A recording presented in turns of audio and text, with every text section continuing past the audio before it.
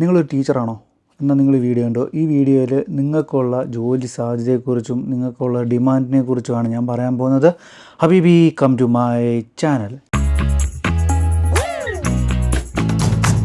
എൻ്റെ പല വീഡിയോയുടെയിലും, അതായത് ഞാൻ പല പ്രൊഫഷനെ കുറിച്ചൊക്കെ പറഞ്ഞ് വീഡിയോ ഇടുമ്പം ഈ വീഡിയോയുടെ എല്ലാ അടിയിൽ എനിക്ക് ഒരു വിഭാഗത്തിലുള്ള ആളുകളൊന്നും ചോദിക്കും, എന്ത് ഞങ്ങളുടെ കാര്യത്തിൽ മാത്രമൊന്നും പറയാത്ത, ഞങ്ങൾക്കൊന്നും സാധ്യതയില്ലേ അവിടെ എന്ന് ചോദിക്കും. അത് മറ്റാരുമല്ല, എഡ്യൂക്കേഷൻ ഡിപ്പാർട്ട്മെൻറ്റാണ്, അതായത് നമ്മുടെ ടീച്ചേഴ്സ്. അപ്പം ഇന്ന് ഈ ടീച്ചേഴ്സിന് വേണ്ടിയിട്ടുള്ളതാണ് നിങ്ങളുടെ ഒരു സാധ്യതയെക്കുറിച്ചും നിങ്ങൾക്കൊരു ജോബ് ഓപ്പർച്യൂണിറ്റീസിനെ കുറിച്ചും നിങ്ങൾക്ക് എന്തൊക്കെ ക്വാളിഫിക്കേഷൻ വേണം ഇവിടെ ഒരു ജോലി കിട്ടാനും എന്നൊക്കെയുള്ള കാര്യങ്ങളെക്കുറിച്ചാണ് ഇന്നത്തെ വീഡിയോയിൽ ഞാൻ പറയാൻ പോകുന്നത്. ഞാൻ എല്ലാ വീഡിയോയിലും പറയുന്നുണ്ട് ദുബായ് ഒരു ബിസിനസ് ഹബ്ബാണ് അല്ലെങ്കിൽ IT ഹബ്ബാണെന്നൊക്കെ. ശരിക്കും അത് മാത്രമല്ല, ദുബായ് ഒരു വേൾഡ് ക്ലാസ് എഡ്യൂക്കേഷൻ സെൻ്ററാണ് ഗ്ലോബലി നോക്കുമ്പോൾ. അതുപോലെ 220+ സ്കൂളുകളാണ് ദുബായിലുള്ളത്. ഈ 220 സ്കൂളുകളിലായിട്ട് ഏറെക്കുറെ 3 ലക്ഷത്തിലധികം വിദ്യാർത്ഥികളാണ് പഠിക്കുന്നത്. ഇപ്പോൾ നിങ്ങൾക്ക് മനസ്സിലായില്ലേ നിങ്ങളുടെ ഒരു പ്രൊഫഷൻ, അതായത് എഡ്യൂക്കേഷനുള്ളൊരു മേഖലയിലുള്ളൊരു ഡിമാൻഡിനെ കുറിച്ച്. ശരിക്കും 220 സ്കൂളുകൾ പ്ലസ് അതുപോലെ തന്നെ 3 ലക്ഷം സ്റ്റുഡൻസ്. അപ്പോൾ അതുകൊണ്ട് തന്നെ ഇത് ഗ്രോ ആയിക്കൊണ്ടിരിക്കുകയാണ്. ഇനി വരുന്ന ഇയറുകളിലെല്ലാം ഈ പറയുന്ന ആ ഒരു സ്കൂളിൻ്റെ എണ്ണം കൂടുന്നുണ്ട്. അപ്പോൾ സ്കൂളിൻ്റെ എണ്ണം കൂടുന്നതനുസരിച്ച് കുട്ടികളുടെ എണ്ണം കൂടും.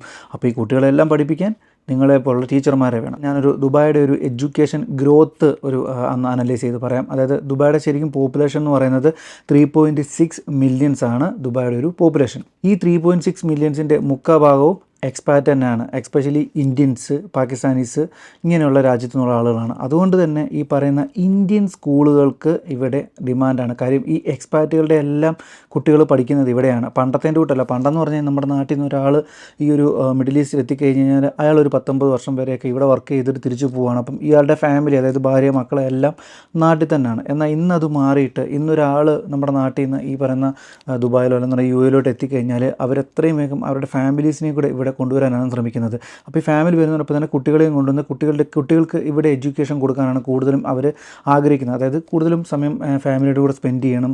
അപ്പോൾ മാത്രമല്ല കുട്ടികൾക്ക് നല്ലൊരു ഹൈ ഇൻ്റർനാഷണൽ ലെവലിലുള്ളൊരു എഡ്യൂക്കേഷൻ കിട്ടും എന്നുള്ളൊരു ചിന്ത കൊണ്ട് എല്ലാം ഓൾമോസ്റ്റ് ഉള്ള അത്യാവശ്യം കുഴപ്പമില്ലാത്ത രീതിയിൽ ജോലിയും സാലറിയൊക്കെ ഉള്ള ഒരു എക്സ്പാർട്ട് ആണെന്നുണ്ടെങ്കിൽ അവരെന്തായാലും അവരുടെ ഫാമിലി ഇവിടെ കൊണ്ടുവന്നിരിക്കും. അപ്പോൾ അതുകൊണ്ട് തന്നെ കുട്ടികളുടെ സ്കൂളിങ്ങും കാര്യങ്ങളൊക്കെ ഇവിടെ ആയിരിക്കും അവർ നടത്തുന്നത്. അപ്പം അങ്ങനെ വരുമ്പം ഈ പറയുന്ന കരിക്കുലങ്ങൾക്ക്, അതായത് ഇന്ത്യൻ കരിക്കുലങ്ങൾക്ക് ഇവിടെ ഹൈ ഡിമാൻഡാണ്. അതായത് CBSE, ICSE പോലുള്ള ഇന്ത്യൻ കരിക്കുലങ്ങൾക്ക് ഇവിടെ ഡിമാൻഡാണ്. ഇനി ഇവിടെ മെയിനായിട്ടുള്ള കരിക്കുലംസ് ഏതൊക്കെയാണെന്ന് നോക്കിക്കഴിഞ്ഞാൽ ബ്രിട്ടീഷ് ഉണ്ട്, അമേരിക്കൻ ഉണ്ട്, അതുപോലെ തന്നെ ഇന്ത്യൻ എന്ന് വെച്ചാൽ CBSE ഉണ്ട്, പിന്നെ IB, ഫിലിപ്പീനോ.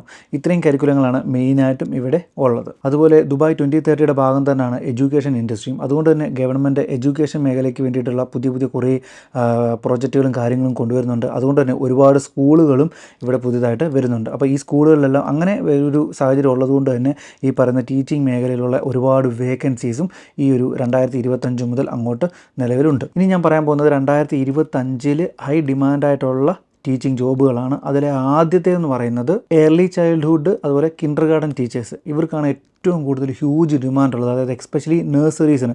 ഞാൻ പറഞ്ഞു നേരത്തെ, ഫാമിലി ഇവിടെ കൊണ്ടുവരുമ്പം ഇപ്പോൾ ഒരു ഹസ്ബൻഡ് ആൻഡ് വൈഫ് വർക്ക് ചെയ്യുന്ന സമയത്ത് കുട്ടികളുണ്ടെന്നുണ്ടെങ്കിൽ, ഓഫ് കോഴ്സ് ചെറിയ കുട്ടികളാണെന്നുണ്ടെങ്കിൽ അവരെ കിൻഡർ ഗാർഡനിൽ വിടും. ഈ കിൻഡർ ഗാർഡനിൽ വിടുന്ന സമയത്ത് ഈ കിൻഡർ ഗാർഡനിൽ പഠിപ്പിക്കാനെ കൊണ്ടുള്ള ടീച്ചേഴ്സിൻ്റെയൊക്കെ സാധ്യത വളരെ കൂടുതലാണ്. കാര്യം ഈ എക്സ്പാറ്റിൽ ഒരു നല്ലൊരു ശതമാനവും കുട്ടികളെന്ന് പറയുന്നത് കിൻഡർ ഗാർഡൻ പോകുന്ന കുട്ടികളായിരിക്കാം, അല്ലെങ്കിൽ കിൻഡർ ഗാർഡൻ മുതൽ KG, പിന്നെ ഗ്രേഡ് 1, ഗ്രേഡ് 2, ഗ്രേഡ് 3, ഗ്രേഡ് 4 അങ്ങനെയുള്ള റേഞ്ചിലുള്ളവരായിരിക്കാം. അതുകൊണ്ട് തന്നെ ഈ പറയുന്ന കിൻഡർ ഗാർഡൻ ബേസ് ചെയ്തിട്ടുള്ള കിൻഡർ ഗാർഡനെ പഠിപ്പിക്കുന്ന ടീച്ചർമാർക്ക് ഡിമാൻഡ് കൂടുതലാണ്. ഇനി നമുക്ക് അടുത്തത് നോക്കാം. അടുത്താണ് primary school teachers. English, maths, science, അതായത് എക്സ്പെഷ്യലി 1 മുതൽ 5 വരെയുള്ള ഗ്രേഡുകളിൽ പഠിപ്പിക്കുന്ന ടീച്ചർമാർക്കാണ് രണ്ടാമത്തെ ഡിമാൻഡായിട്ട് ഇവിടെയുള്ളത്. ഇനി മൂന്നാമത്തെ എന്ന് പറയുന്നത് സെക്കൻഡറി ടീച്ചേഴ്സ്, അതായത് physics, chemistry, biology, maths, computer science. അടുത്ത നാലാമത്തെയാണ് സ്പെഷ്യലൈസ്ഡ് ടീച്ചേഴ്സ്, അതായത് ICT, റോബോട്ടിക്, കോഡിങ്. അവർക്ക് 2025 ഹൈ ഡിമാൻഡാണ്. ഈ മറ്റുള്ളവരെക്കാളും കൂടുതൽ കുറച്ചും കൂടെ സാലറി ഒക്കെ കിട്ടുന്നത് ഞാൻ ഈ പറഞ്ഞ സ്പെഷ്യലൈസ്ഡ് ആയിട്ടുള്ള ടീച്ചേഴ്സിനാണ്. അതിൻ്റെ കാര്യം എന്താണെന്ന് വെച്ച് കഴിഞ്ഞാൽ, പുതിയ ദുബായ് ഗവൺമെൻറ്റിൻ്റെ പുതിയൊരു പ്രൊജക്റ്റ് പ്രകാരം ഇനി സ്കൂളുകളിൽ ഇവിടെ AI ഇൻറ്റഗ്രേറ്റ് ചെയ്തിട്ടുള്ള കോഴ്സുകളൂടെ പഠിപ്പിക്കണമെന്നാണ് നിലവിൽ. അപ്പോൾ അങ്ങനെയുള്ളൊരു സബ്ജക്റ്റ് കൂടെ വരുന്നുണ്ട്. അപ്പോൾ അതുകൊണ്ട് തന്നെ ഈ പറയുന്ന സ്പെഷ്യലൈസ് ആയിട്ടുള്ള ടീച്ചേഴ്സിന് ഇനി അങ്ങോട്ട് ഡിമാൻഡ് കൂടാനേ സാധ്യതയുള്ളൂ. അടുത്താണ് ലാംഗ്വേജ് ടീച്ചേഴ്സ്, അതായത് ഇംഗ്ലീഷ്, അറബിക്, ഹിന്ദി, ഫ്രഞ്ച്, ഈ തുടങ്ങിയ ലാംഗ്വേജൊക്കെ പഠിപ്പിക്കുന്ന ടീച്ചേഴ്സിന് നല്ല ഡിമാൻഡുണ്ട്. അടുത്താണ് സ്കൂൾ അഡ്മിനിസ്ട്രേറ്റേഴ്സ് ആൻഡ് പ്രിൻസിപ്പൽസ്. ഇവർക്ക് മാനേജറിയൽ റോളുകൾ അല്ലെങ്കിൽ സൂപ്പർവൈസർ റോളുകളിലായിരിക്കും. അതുകൊണ്ട് തന്നെ ഇവർക്ക് ഡിമാൻഡ് മറ്റുള്ളവരെക്കാളും കുറച്ച് കുറവായിരിക്കാം. എന്നാലും നിങ്ങൾക്ക് ഈ പറയുന്ന ഒരു മേഖലയിലൊക്കെ എക്സ്പീരിയൻസ് ഉള്ളവർക്കും ഡിമാൻഡ് എവിടെയുണ്ട്. എനിക്കറിയാം ഇപ്പോൾ നിങ്ങൾ ചോദിക്കുന്നത് ഇതൊക്കെ ഓക്കെ, നമുക്ക് ഡിമാൻഡ് ഉണ്ടെന്ന് മനസ്സിലായി, ഇനി നമുക്ക് എത്ര കിട്ടും അതാദ്യം പറയും. നമ്മൾ ആദ്യം ഈ ഡിമാൻഡ് ഉണ്ടോ എന്നൊക്കെ അല്ലെങ്കിൽ ക്വാളിഫിക്കേഷനൊക്കെ നോക്കുന്നതിനേക്കാളും കൂടുതൽ നമ്മൾ ആദ്യം ചെയ്യുന്ന അല്ലെങ്കിൽ ആദ്യം ചിന്തിക്കുന്ന ഒരു കാര്യം നമുക്ക് എത്ര കിട്ടും എന്നുള്ളത്. അപ്പോൾ ഞാൻ നിങ്ങൾക്ക് ഇനി എത്ര കിട്ടും എന്നുള്ളത് ഞാൻ പറയാം. ആദ്യം നമുക്ക് KG ഓർ പ്രൈമറി ടീച്ചേഴ്സിൻ്റെ ഒരു സാലറി പറയാം. ഇവർക്ക് ഒരു മാസം കിട്ടുന്ന ആവറേജ് സാലറി എന്ന് പറയുന്നത് AED 6000 മുതൽ 12000 ദിർഹംസ് വരെയാണ് നിങ്ങൾക്ക് KG പഠിപ്പിക്കുന്ന ഒരു ടീച്ചർക്ക് കിട്ടുന്ന ഒരു മാസം ആവറേജ് സാലറി. ഇനി അടുത്തതെന്ന് പറയുന്നത് സെക്കൻഡറി ടീച്ചേഴ്സ്.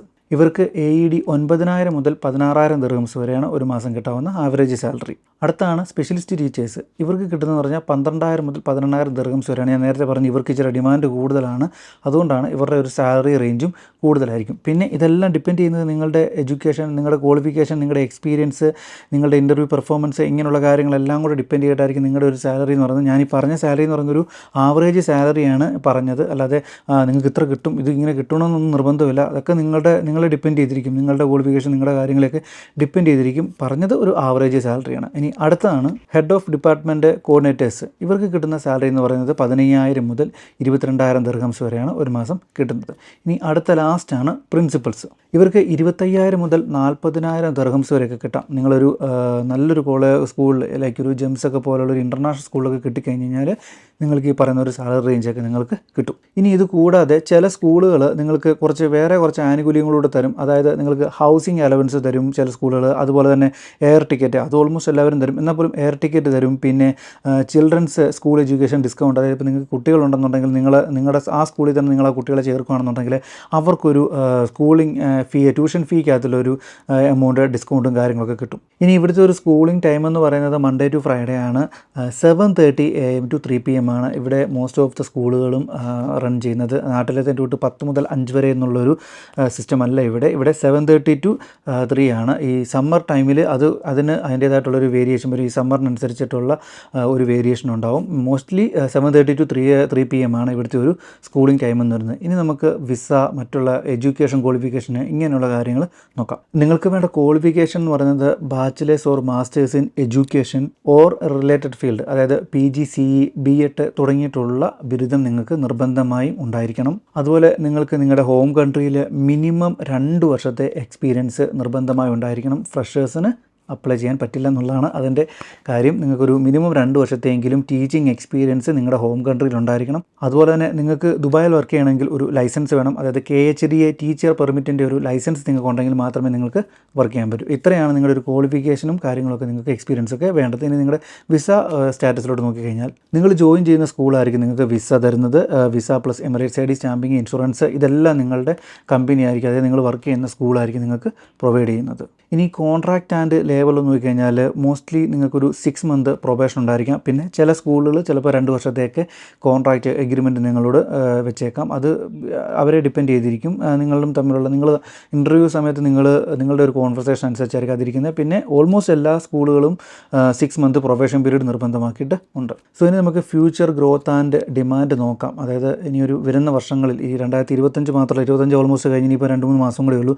26, 27, 28 അങ്ങനെ ഓരോ വർഷങ്ങൾ വരുന്നുണ്ട്. ഈ ഒരു വർഷങ്ങളിലുള്ളൊരു ഗ്രോത്ത് നോക്കാം. ഈ ഒരു ഗ്രോത്ത് പറയുന്നതിന് മുമ്പ് പറയട്ടെ, ഇപ്പം ഈ പുറത്തോട്ടൊക്കെ യൂറോപ്പിലോട്ടൊക്കെ പോയിട്ട് അവിടെ നിന്ന് ഇനിയിപ്പം പരിപാടിയൊന്നും നടക്കാതെ അവിടെ ഇനി ജീവിതമൊക്കെ അസഹനീയമായ ഒരു സാഹചര്യത്തിലോട്ട് വരുമ്പം എന്താണെന്നെങ്കിലും ആരും തിരിച്ച് നാട്ടിലോട്ട് പോകത്തില്ല. അപ്പോൾ പിന്നെ അടുത്ത ഓപ്ഷൻ എന്ന് പറഞ്ഞു കഴിഞ്ഞാൽ മിഡിൽ ഈസ്റ്റ് ആയിരിക്കാം, like UAE, Saudi, Kuwait, Bahrain ഇങ്ങനെയുള്ള GCC കൺട്രികളായിരിക്കാം പിന്നെ അടുത്ത മേച്ചിൽപ്പുറം എന്ന് പറയുന്നത്. അപ്പോൾ അതുകൊണ്ട് തന്നെ കൂടുതലും ഇനിയൊരു ശരിക്കും അടുത്ത വരുന്ന വർഷങ്ങളിൽ ഒരു 8 മുതൽ 10% പേരെ ഈ ഒരു എഡ്യൂക്കേഷൻ ഇൻഡസ്ട്രി ഗ്രോത്താണ് പ്രതീക്ഷിക്കുന്നത്.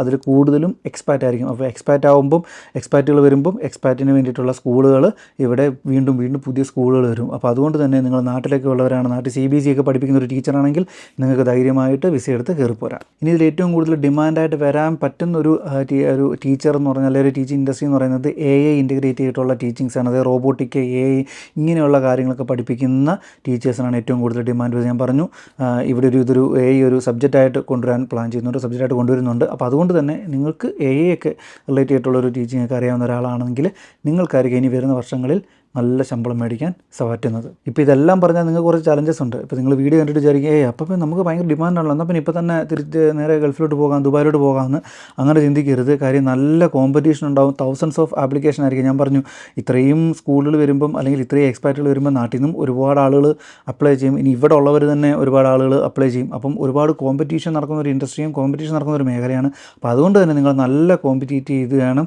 നിങ്ങൾക്കൊരു ജോലി കാര്യങ്ങളൊക്കെ കിട്ടാൻ. പിന്നെ രണ്ടാമത്തെ കാര്യം എന്ന് പറയുന്നത് ലിവിങ് എക്സ്പെൻസ് നല്ല കൂടുതലാണ്. നാട്ടിൽ പഠിപ്പിക്കുന്ന ഒരു ടീച്ചർക്ക് ഇവിടെ നിങ്ങളൊരു ഫാമിലിയായിട്ടൊക്കെ ഇവിടെ വന്ന് കിഡ്സിൻ്റെ എഡ്യൂക്കേഷനും റെൻറ്റും ഹൗസ് റെൻറ്റും കാര്യങ്ങളും എല്ലാം കൂടെ വരുമ്പോഴത്തേനും നല്ലൊരു പൈസ പൊട്ടും. അപ്പം ഇതൊക്കെ കണ്ടിട്ട് വേണം നിങ്ങൾ വരാനും, അല്ലെങ്കിൽ ഇതൊക്കെ ഒരു മുൻകരുതൽ നിങ്ങൾ എടുത്തിട്ട് വേണം നിങ്ങൾ ഇങ്ങോട്ടൊക്കെ ടിക്കറ്റൊക്കെ എടുത്ത് ബുക്ക് ചെയ്ത് കയറി വരാനൊക്കെ ഉണ്ട്. സോ അപ്പോൾ എന്ന് പറഞ്ഞുകൊണ്ട് നിങ്ങൾ തളരൊന്നും വേണ്ട. നിങ്ങൾക്ക് സാധ്യതകളൊക്കെ ഉണ്ട്. ആ സാധ്യതകളൊക്കെ വെട്ടിത്തിരിച്ച് നിങ്ങളുടെ വഴികളൊക്കെ അങ്ങോട്ട് ക്ലിയർ ആക്കിക്കൊണ്ട് നിങ്ങൾ ധൈര്യമായിട്ട് കയറി പോന്നു കഴിഞ്ഞപ്പോൾ ഞാൻ പറഞ്ഞില്ലേ, ടാക്സ് ഒന്നും കൊടുക്കാതെ നല്ല സാലറി കിട്ടും, നല്ല എക്സ്പോഷർ കിട്ടും, നല്ല ഇൻ്റർനാഷണലി എക്സ്പോഷർ കിട്ടും. ഇൻ്റർനാഷണൽ സ്കൂളുകളിൽ നിങ്ങളുടെ കുട്ടികളെ പഠിപ്പിക്കാൻ പറ്റും. നല്ലൊരു ലിവിങ് ലൈഫ് സ്റ്റൈൽ നിങ്ങൾക്ക് ഇവിടെ ഉണ്ടാക്കിയെടുക്കാൻ പറ്റും. അപ്പോൾ എന്തായാലും നിങ്ങൾക്ക് എന്തെങ്കിലും സംശയങ്ങളോ കാര്യങ്ങളോ ഉണ്ടെങ്കിൽ ധൈര്യമായിട്ട് കമൻറ്റ് ബോക്സിൽ ചോദിക്കുക. അപ്പോൾ ഫൈനലി നിങ്ങളുടെ പരാതി ഞാൻ തീർത്തിട്ടുണ്ട്, നിങ്ങളുടെ കാര്യങ്ങളൊക്കെ പറഞ്ഞിട്ടുണ്ട്. അപ്പോൾ നിങ്ങളിനി ചെയ്യേണ്ടത് എന്താണ്? സബ്സ്ക്രൈബ് ചെയ്യുക, ബെൽ ബട്ടൺ അമർത്തുക, ഫോളോ ചെയ്യുക. അപ്പോൾ എന്തായാലും അടുത്ത വീഡിയോ കാണാം. അതുവരേക്കും മാസലാമ.